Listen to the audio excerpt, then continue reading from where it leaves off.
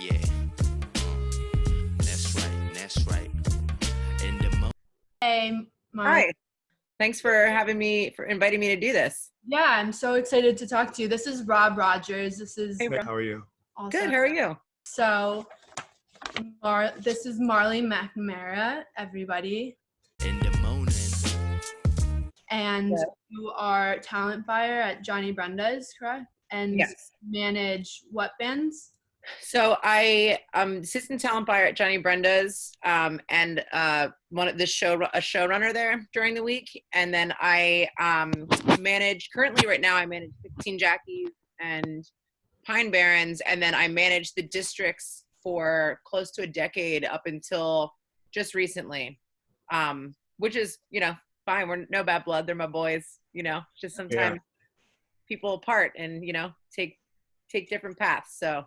Yeah. So mostly right now, it's a lot of venue stuff and, more talent buying end of stuff, also Right. it's like with everything going on, it's so hard to kind of even know everything's so fluid, so Yeah. How who have you knows, next year I might, be doing something completely different. In PR Everybody. next year.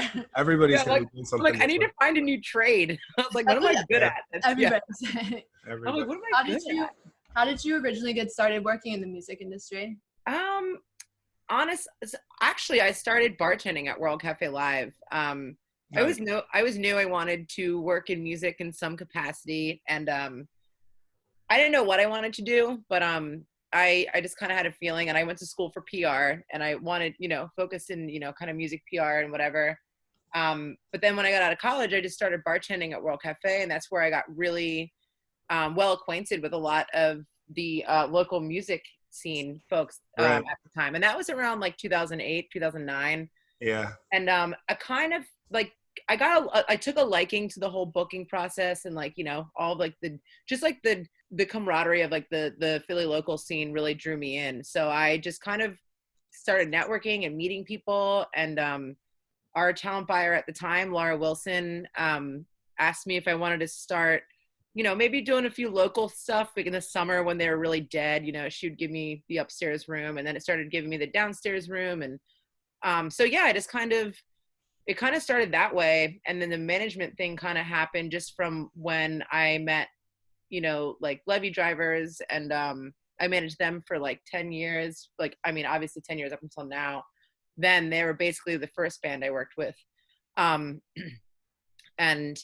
we kind of had a group with like Ron Gallo and like Toy Soldiers, his band at the time, and the Lawsuits and TJ Kong. It was kind of this whole almost like root scene that was kind of happening. And then just through like kind of emceeing and organizing a battle of the bands at World Cafe Live is where I found the districts in like 2012. And then that is how I kind of just fell into a management position.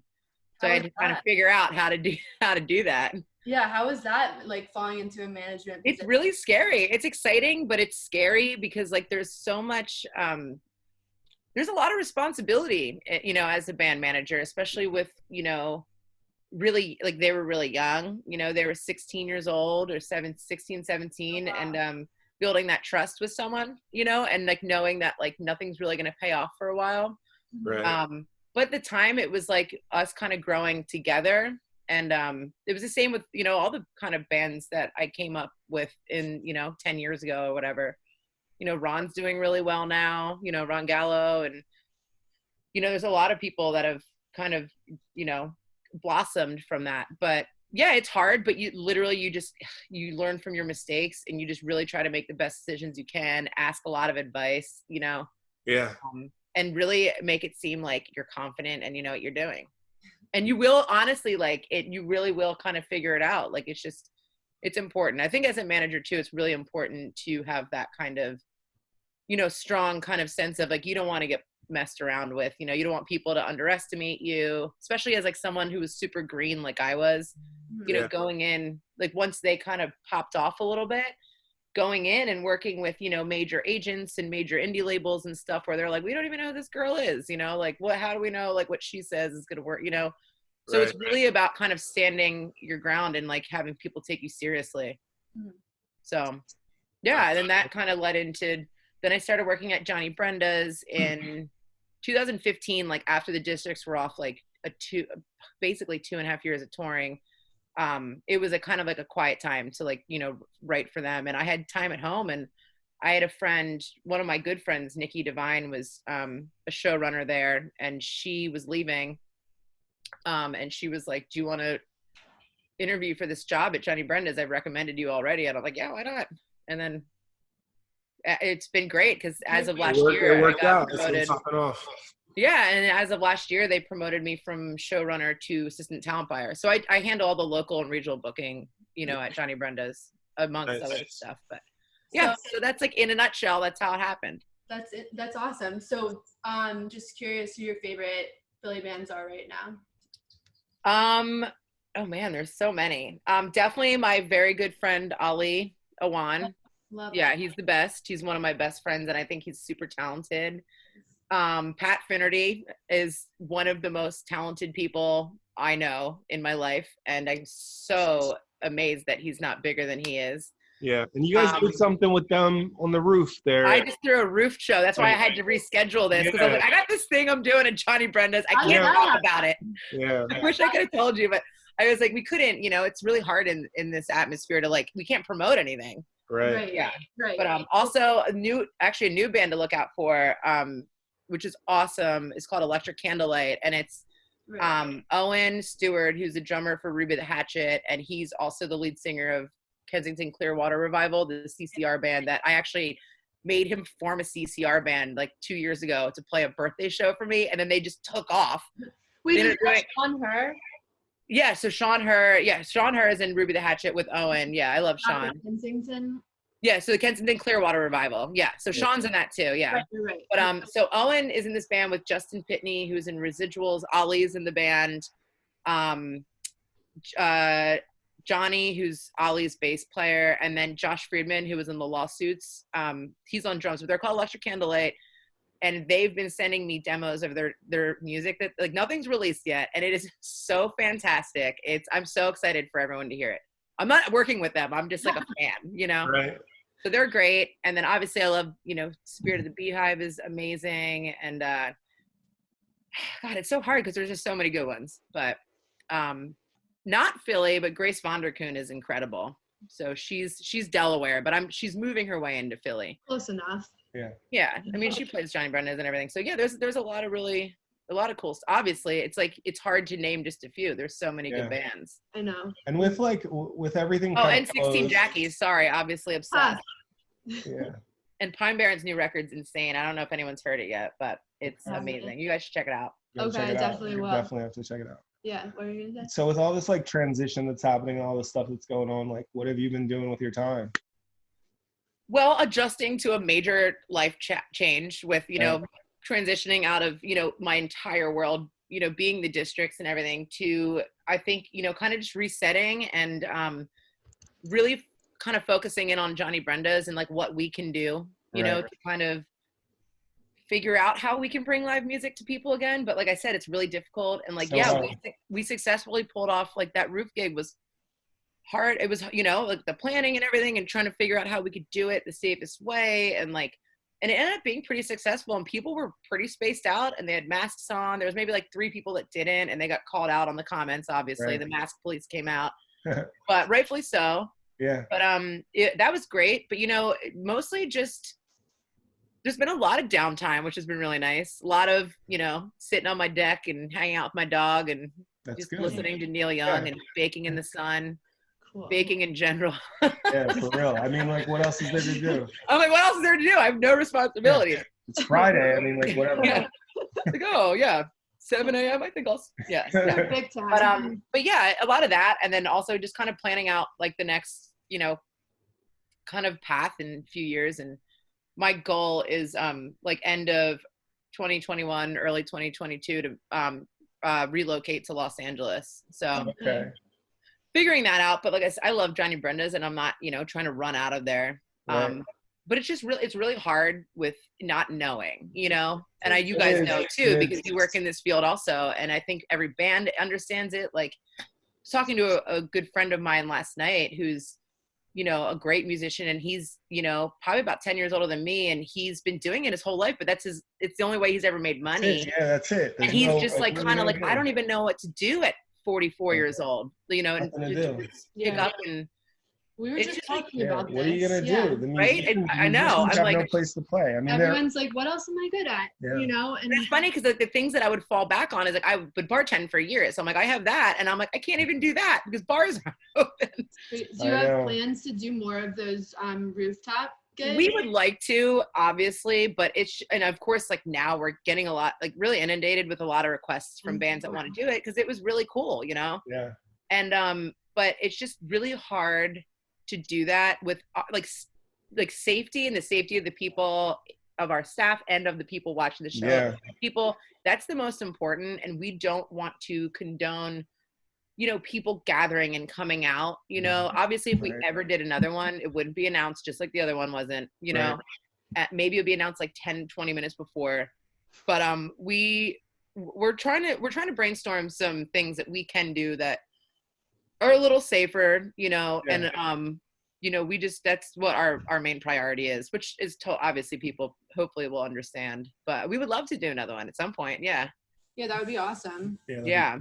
So what can you tell us about how the Philly music scene has grown in the last decade? Because you've been obviously a big part of watching that. So yeah. So I think that like, obviously it's funny because you realize like how much genres shift over the years. Like I said, like when I, like in like the, you know, mid 2000s, like around 2008, 2011, 12ish, there was this like burst of like roots Americana music. And there were all these Philly bands like that were doing great, that would sell out rooms and everything like that, because that was like the type of music everyone was listening to, you know. Like Toy Soldiers were really big then, and like Chris Casper, Bertie Bush, Hoots and Hellmouth, like these bands that were like kind of like the it bands back then. And then, you know, there's a shift in, you know, what people are listening to, but also like the scene ages a little bit, like, you know, and the kids come in, and, you know, whatever the kids are kind of listening to, that's kind of what becomes the thing. And that's just how it is kind of with every trend. All the time. But you realize it's always like the timeless music that sticks around. And that's true. It's so and true. I always have said to, you know, bands I've worked with, if you're making timeless music and it's music that you're proud of in like 30 years and you're not cringing, that means you wrote a good song. That means it's popping. Yeah, that means you won. Yeah, you did. And if it's not something, and but I definitely think like even it's funny even now because like I am like older than a lot of the people that I hang out with, you know. I'm probably at least anywhere from 7 to 10 years older than them. No way, you look really good for your age. Thank you. How old are you? I'll cut it out. No, I don't care. Are you Maggie's age? I'm 35. I don't know how old Maggie is. She's. Should I not say that? She's my brother's age. Are you minding people's 40. business out here? You broadcast. Oh, I don't think Maggie would care. No, I mean, I'm just saying, not like, broadcasted. You. Yeah. No, I figured not. Yeah, absolutely. Sorry, I take that back. Well, I'm just saying, like, I was always she's older than you. On the younger side when I started out as like a 22, 23-year-old in the scene, and You're now only 5 years older than me, so now I feel like shit. No. But I'm just saying the people every night at Johnny Brenda's, it's like the people that, you know, are going to these kind of like younger shows and whatever. It's like everyone in the room is in their early 20s, you know? Yeah, everything. And it's like, then you realize that like, you're just like, oh yeah, they're like our age. And you're like, no, the people like, don't put me in your age group. I'm like, oh, that's right. You're 27. Like, you know, like whatever. Yeah. But so I think it's mostly just the shift in like what is cool. You know, right now there's, you know, we all know that there's this wave of like 90s, like 90s is so cool, and like the music is so cool, and everyone wants to be Sonic Youth, and everyone wants, you know what I mean? And it's like there's just this like kind of like sludge kind of like grungy thing going on that is like that's what's in right now. So a lot of bands are doing that, you know. The 90s is popping for sure. Yeah. So I mean, I think it's just like I've just witnessed a lot of changes and trends over the past 10 years. And also like seeing, artists, it's been really cool to see artists grow and like see their success or be like, whatever happened to so-and-so, that group was so good, and well, they had a falling out, or so-and-so got married and moved away, or, so it's, but I feel like we've been so lucky in Philly to have this like, kind of like, there's always a new wave of like really awesome, fresh talent that kind of, there's a lot of talent. Like, I don't think I've Yeah. ever witnessed in my experience, you know, working in the Philly music scene, a time when I was like, man, this scene really sucks right now. You know, Right. it's like, Yeah. even across every genre, we, you know, we have a great hip hop scene, like we have a great jazz scene, we have, you know, Philly's The got best. Philly's got like a lot of talent. It's deep. yeah, it's Yeah. like great. It's rich in talent, and there's no industry, so there's No. no one here to What kind do you of. think it There is isn't. about our city that's bringing in all the new and exciting indie bands like Hop Along, Low Cut, Connie, We're on Well, I Top, think, you know? well, what I do know is that, I mean, I think like a lot of these bands are either from Philly or they live close to Philly, and like, no, they ended up here. I do know a lot of bands that have moved here that have been doing well, you know, previously to moving here, but they choose to move here because it's close to New York, where their agents are and their managers, whatever. They can go up and play a show in New York, and they can drive back and sleep in their own bed for like $2,000 less than what they would, you know, pay Yeah, to live live in New York. in New York.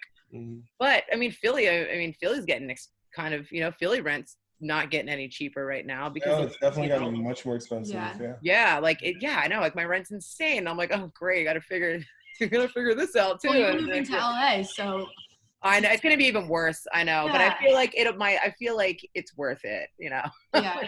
Yeah, I mean, you'll Yeah. be in traffic all the time. It'll be great. Ugh, yeah, but I think it's the quality of life out there. Like I want to be able to like go to the, you know, I want the whenever sunshine I'm all out there, the I feel time. better. And be at the beach. Yeah. Being at the Yeah. beach all the time. Go up to the mountains. Go to wine country one weekend. Literally, you know? yeah, it does have Yeah. it all. Lakes, bit. ocean. Yeah, here, but I mountains. don't want to go to Chalfont to go to a winery. You know, I want to go to Napa. True that is true. I used to live in California. I've been once. or Oh, twice. nice. Yeah. Yeah, Yeah. a few. Did you? I've been to Napa many times. No, yeah. didn't you live in California one No, time? no. A Oh. lot of my family's in California, but I don't live there. Nice. I live here. I know you don't live Yeah, there there you go. currently, obviously, but at one time in your life, you know.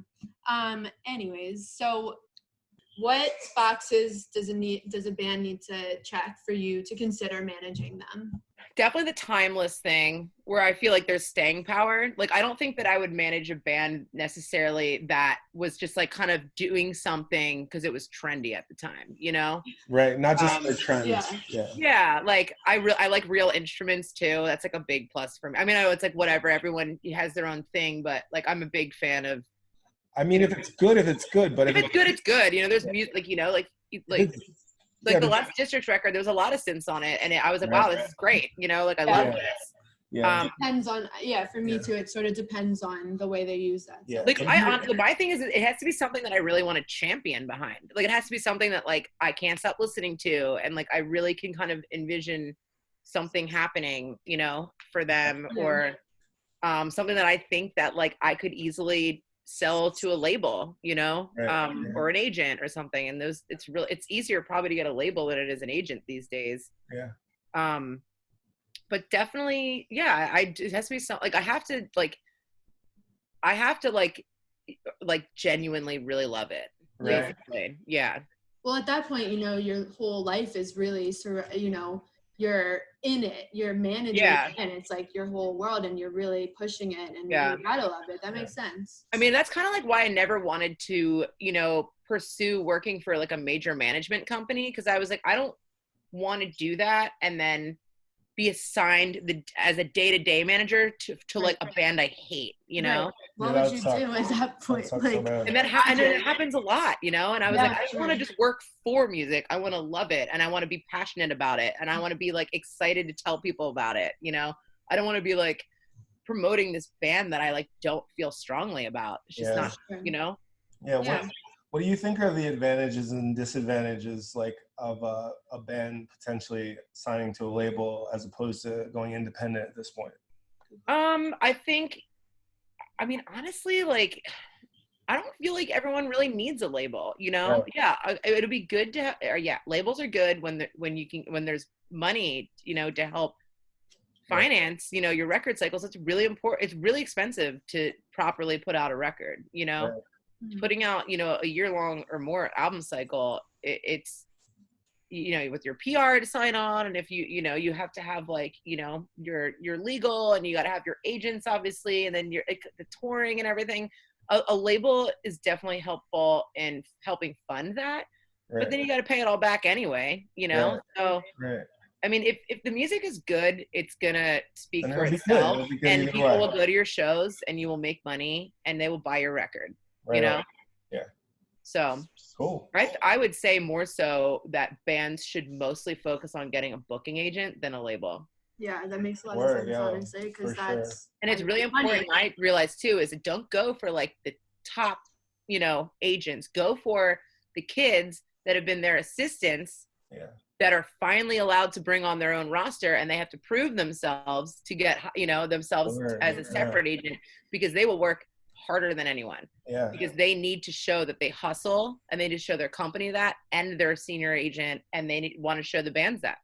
Yeah. So it's always smart for bands to go after like the underdog assistants to the agents. Nice. And get in there. Yeah. Sure. No, Yeah. that's true. What kind of advice would you have for aspiring artists? Damn. Work. What I just said too. Yeah. It's a lot of work. You're not going to make money right away. Yeah. I would say in this scene, let's just say COVID doesn't exist.